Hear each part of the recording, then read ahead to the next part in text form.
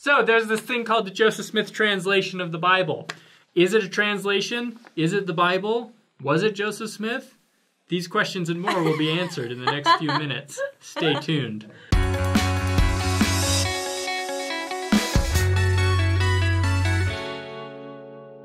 First off, you're wearing a suit. Yes, I am wearing a suit. I will not tell you why.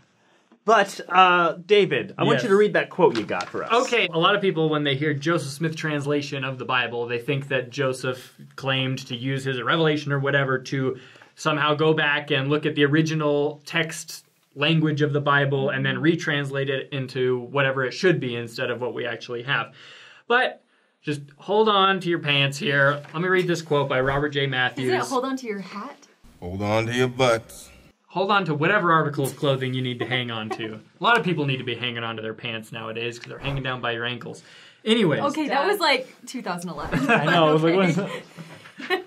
I work with what I got. Okay, the quote is, "It would be informative to consider various meanings of the word translate. The Oxford English Dictionary gives these definitions.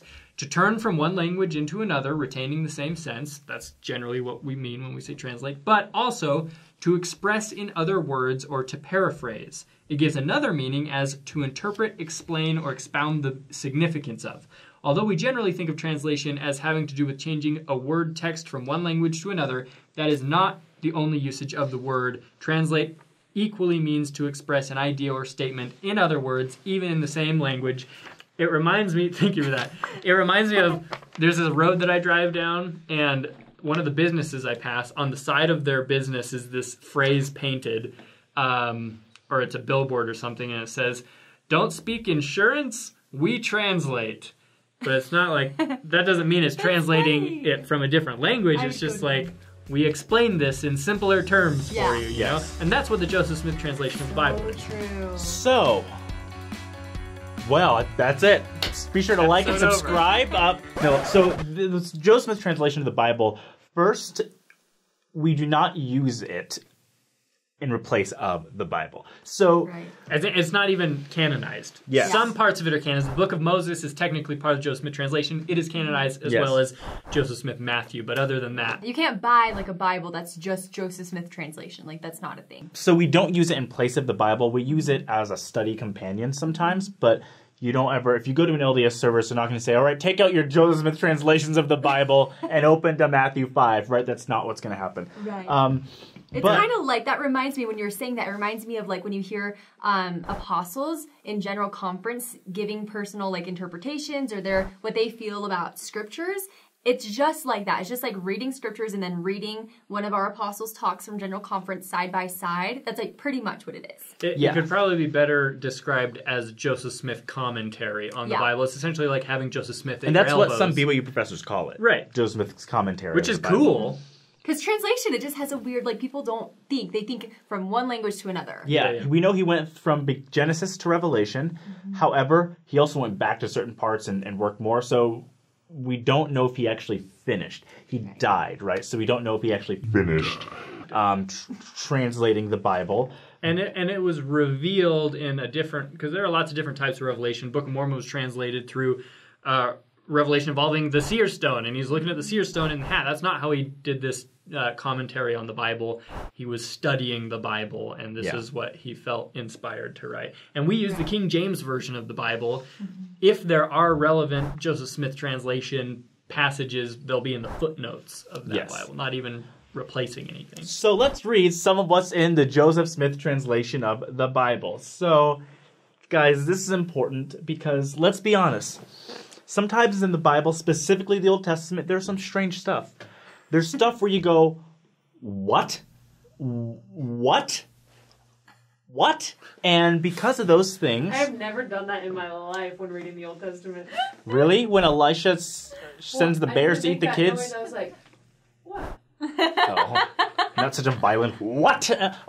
So there are things in the Old Testament, and of course, when we open the Bible, we like to read the parts we like. You know, we like to read oh, this is really sweet. But you get into the Old Testament, and there's strange stuff. There just is. So there's a couple ways to interpret it, right? But what the Joseph Smith translation of the Bible does is it gives us some things that are corrected. So here's one.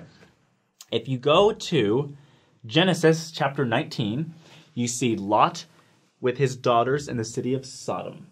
And he's with angels.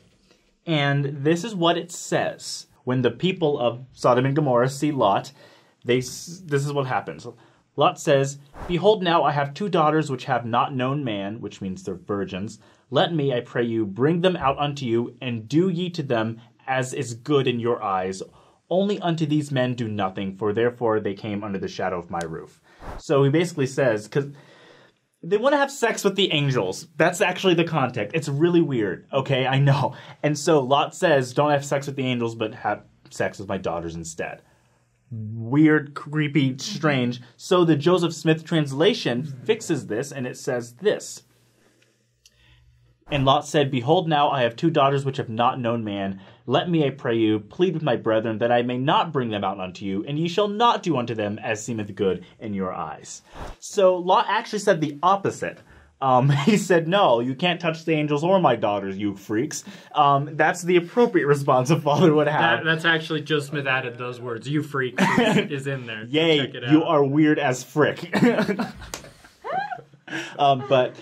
So and there are a lot of examples of that, just like tiny little tweaks. in 1 Samuel, when Saul's being inspired to kill, it actually says the evil spirit from God which came upon Saul. The Joseph Smith translation says the evil spirit which was not of God. Yeah. So there are straight up things that he changed. He goes, no, that's actually not correct. We're going to fix that. Yeah, and some of them are just like little changes in the wording, like those. Like those are important changes, but some of them are bigger changes. And then some things too. I feel like some members of the church, you should obviously really appreciate what Joseph Smith gave us with the Joseph Smith translations, but remember, it's not canonized for a reason. A lot of it really is just Joseph Smith's commentary, his notes, his thoughts. It's like reading his study journal that he was keeping as he was reading the Bible, which we should definitely reference it. We should definitely read it. But remember, it's not canonized, so it's not technically scripture, and we don't know if he fully completed it.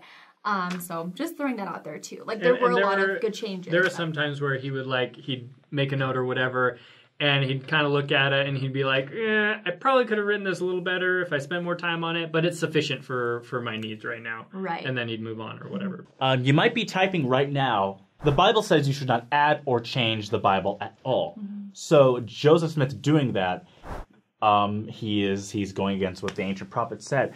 However, that might be a popular thought, but once you dive into it and you dissect that thought, you find out it doesn't actually hold up. So, one, there's already multiple translations of the Bible, right? And that's only of the Protestant Bible, right? You also have the Catholic Bible, which has extra books. You have the Ethiopian Tuhado Bible, which has different books and doctrines. You have different Bibles that are all ancient, and they all claim to be the actual Bible. And then of those Bibles, you have translations of those Bibles, right? So you already have a bunch of Bibles. So if you just pick one and go, this is the one, don't add or change into it just because this is the one that happened to have in my hand in 2005 Kentucky, that doesn't really seem fair, or that's not the most intelligent approach, right? But even the concept of adding or taking away, the verse they're referencing in the book of Revelation doesn't even apply to the whole Bible, because when that verse was written, the Bible was not compiled. The Bible did not exist. It wasn't at the end, really. Yes. Chronologically. So the Bible did not come out all at once, as people seem to, God didn't just drop it from heaven. He's like, here it is. The events took place, and sometimes years later, it was written down. So it was not written down by the prophets or the apostles themselves. And it wasn't written chronologically. No, it's just not. Because, Revelation appears at the end of the Bible doesn't necessarily mean it was written last. Right. So it's important to know that. So Joseph Smith did not do anything out of that bounds, because once you look into the historicity of the Bible, Joseph Smith is fine. He didn't, go through and break some giant rule. He did not commit a cardinal sin. He was just looking at it and trying to make sense of it, just like the prophets of old did. And just like you probably do, and we each do, is just reading the scriptures, Yeah. Reading the scriptures. So, guys, gee golly, what happened to the Joseph Smith translation of the Bible? Do we have it? Well, no, not necessarily. No, the Community of Christ does. Yes, so when Joseph Smith died, it went into the hands of Emma Smith, his wife, and then she ended up going with a different church, a different, break off of our church, and so the Community of Christ Church currently has the records of it, but they've given us access to it and to use it. Pretty cool. Yeah. And now you know about the Joseph Smith translation. Did you know that? Dun dun dun dun. Now Disney. you know. Oh my gosh, I love it. Well, I think that's it. That was a weird That's ending. it. But guys, Joseph Smith was a prophet of God.